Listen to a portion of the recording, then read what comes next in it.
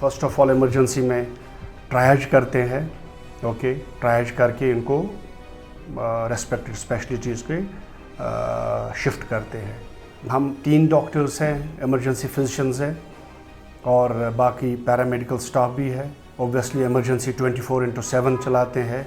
Time जो है वो बहुत इम्पॉर्टेंट होता है। पेशेंट आपने किस टाइप का पेशेंट आपने रिसीव किया। मोस्टली RTA, जो भी RTA हमारे पास आते हैं, RTA रिसीव करते ही जिस भी कंडीशन में था, हेड इंजरी है तो अकॉर्डिंगली हमारा टीम जो है वो एज़ पर अपने गाइडलाइंस जो है सेट बाय मेडिकल जो एडवाइजरी है, तो उनके मुताबिक हम उनको हैंडल करते हैं। यहाँ पे प्राइमरी हेल्प करते हैं। उसके बाद इमरजेंसी में उसके बाद जो भी स्पेशलिटी है, लाइक हेड ट्रॉमा का केस आया, न्यूरोसर्जरी या कोई ENT, तो ये मतलब ये जो स्पेशलिटी है इनको हम हैंड ओवर करते हैं केसेस। हमारा OT जो है एक state of the art modular OT है। सारी बेसिक और एडवांस फैसिलिटीज़ अवेलेबल है। Basic general surgery, laparoscopic surgery, gynae surgery, सारी सर्जरीज अवेलेबल है with a good anaesthesia backup. Plus हमारे पास एक state of the art ICU है जो 24 घंटे हर दिन खुला रहता है। हमारा OT हर टाइम खुला रहता है। एक कंसल्टेंट हमेशा ऑन कॉल होता है। जब भी कोई सर्जिकल इमरजेंसी होती है उस टाइम अपना कंसल्टेंट आके, अगर पेशेंट की विलिंगनेस होगी यहाँ पे ऑपरेट होने के लिए, उसको OT में लिया जाता है। OT में उसको शिफ्ट करके जो उसका प्रोसीजर होगा, या तो वो लैब किया जाएगा या तो ओपन किया जाएगा, डिपेंडिंग ऑन पेशेंट की स्टेबिलिटी क्या है, उसका स्टेटस क्या है, उसकी डिजीज़ क्या है और अवेलेबिलिटी क्या है। हम यहाँ पे रूटीन में इमरजेंसीज़ में ट्रॉमा सर्जरीज करते हैं, ऑब्स्ट्रक्शन किसी को होगा वो करते हैं, गायनी में एक्टॉपिक्स होते हैं वो करते हैं। जो भी कोई इमरजेंसी सर्जरी होगी, हमारा हॉस्पिटल पूरी तरह इक्विप्ड है उन सर्जरीज़ को, उन इमरजेंसीज़ को टैकल करने के लिए with good emergency intensive care and post op care backup. ये ब्लड सेंटर नूरा हॉस्पिटल का है जो है 24/7 फंक्शनल रहता है और यहाँ पे बहुत सारे डिफरेंट ग्रुप्स अवेलेबल भी रहते हैं। तो दूसरी चीज़ ये है कि मतलब जब हमारे पास कोई एक्सीडेंटल केस यहाँ पे आ जाता है, तब किसी के साथ अटेंडेंट साथ रहता है और किसी के साथ नहीं रहता है। जिसके साथ नहीं रहता है तब हम उसको ये नहीं कहते कि आप कोई और डोनर साथ लाओ जो कि यहाँ पे रिप्लेस करे इस वाले ग्रुप से। तब हम वो चीज़ नहीं देखते, तब हम डायरेक्टली उसको इशू कर देते हैं without thinking about the replacement, ताकि हमारी फर्स्ट प्रायोरिटी रहती है to save the human life.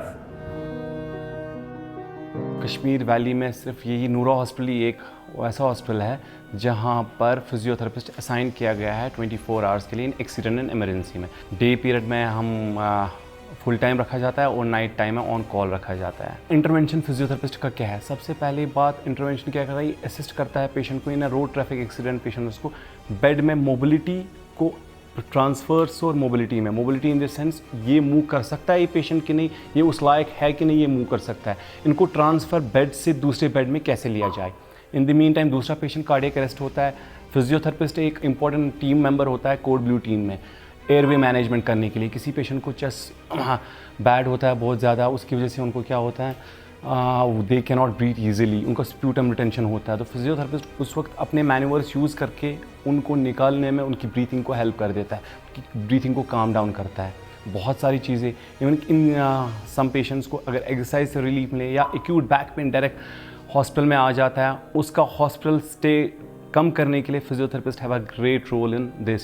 Some patients को फ्रैक्चर पेशेंट आता है, उनको इमोबलाइजेशन कैसे करना है, they know how to deal with, they are specialised in these things. Neurological case में समटाइम्स पेशेंट को सीडो पैरालिसिस लेके आता है, they assess the patient, they examine the patient, examine the sense उनका मोटर पावर कितना है, उनमें वो ताकत है, वो खड़े हो सकते हैं कि नहीं, वो उन पे सारा डिपेंड करता है। When they assess patient nicely, उसके बाद वो कंफर्म कर सकते हैं हाँ patient is able to move.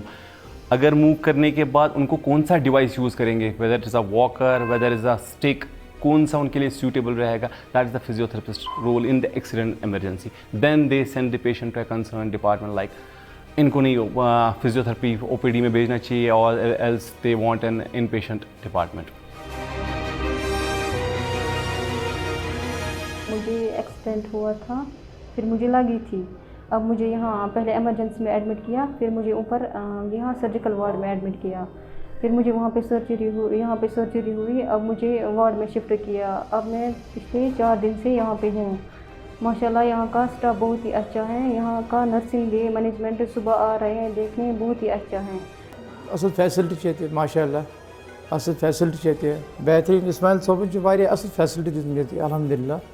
बस शुक्रगुजार कि वारिया बस नज़दीक इंशाल्लाह अगर मतलब पेशेंट आह सीरियस अगर ये एक्सीडेंट गए सह बचे मतलब सह बचे हजरत दवा फुल वा स्टेटमेंट वा हजरत ये अल्हम्दुलिल्लाह। नूरा हॉस्पिटल जो कि एक मल्टी स्पेशलिटी हॉस्पिटल है जो 2012 से फंक्शनल है। इस हॉस्पिटल में कई सारी फैसिलिटीज़ मौजूद है जिसमें काफ़ी सारे डिपार्टमेंट्स हैं। उनमें से अहम डिपार्टमेंट्स अगर बात करें उनमें से एक डिपार्टमेंट है emergency and critical care medicine. हमारा emergency 24/7 round the clock available है। वहाँ पे हमारे इमरजेंसी फिजिशियंस रहते हैं जो राउंड द क्लॉक अवेलेबल रहते हैं। कोई भी इमरजेंसी हो जिसमें हम अगर ज़्यादा इमरजेंसी जो बड़ी क्रिटिकल इमरजेंसी होती है उसमें कार्डियक इमरजेंसी है। हमारे पास कैथ लैब है। कैथ लैब में एक मॉडर्न टेक्नोलॉजी हमने रिसेंटली इंट्रोड्यूस की है, आईवस और रोटा, जो अभी मेरे ख्याल से प्राइवेट सेक्टर में सिर्फ नूरा हॉस्पिटल में अवेलेबल है। वहाँ पे सारे किस्म के प्रोसीजर्स होते हैं जो कि हमारे सीनियर मोस्ट कार्डियोलॉजिस्ट परफॉर्म करते हैं वहाँ पे। इसके अलावा हमारे पास सीटी स्कैन है जो इमरजेंसी में बहुत ज़रूरी है। 128 स्लाइस सीटी स्कैनर है। कोई भी इमरजेंसी होती है, रोड ट्रैफिक एक्सीडेंट्स आते हैं या कोई और इमरजेंसी होती है, उनमें सबसे पहला जो मोडालिटी होती है वो है सीटी स्कैन, वो हमारे पास मौजूद है।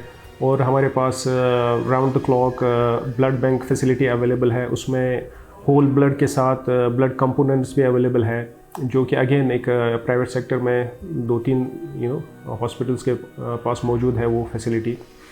इसके अलावा बाकी सारे डिपार्टमेंट्स में जितने भी डिपार्टमेंट जैसे कोई सर्जिकल इमरजेंसी है वो भी केटर होती है हमारी इमरजेंसी में।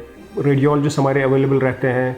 किसी भी टाइम कोई इमरजेंसी होगी तो अल्ट्रासाउंड जो कि एक बेसिक मोडालिटी होती है वो अवेलेबल रहती है।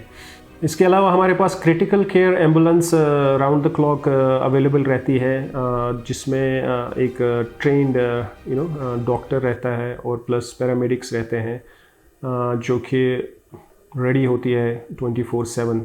उसमें सभी तरह के मॉडर्न इक्विपमेंट्स लगे हुए हैं जो हमें कॉल आती है, पेशेंट्स कोई इमरजेंसी होती है तो वो उनके पास जाते हैं। उनको फिर वहाँ से यहाँ लाने में वो सारे जो इक्विपमेंट्स उसमें होते हैं वो सारे मौजूद हैं। और जो भी रास्ते में जो भी ज़रूरत होती है उनकी मॉनिटरिंग वगैरह, डिफिब वगैरह जो भी होता है एक क्रिटिकल केयर एम्बुलेंस में, वो सारा मौजूद है उसमें। तो इस तरह से अगर कोई भी इमरजेंसी हो तो वो क्रिटिकल केयर एम्बुलेंस जाती है, वो फिर पेशेंट को इमरजेंसी में लाती है। वहाँ पे इमरजेंसी फिजिशियंस उनको इवैल्यूएट करके देन उसको रेफ़र करते हैं रेस्पेक्टिव डिपार्टमेंट्स में।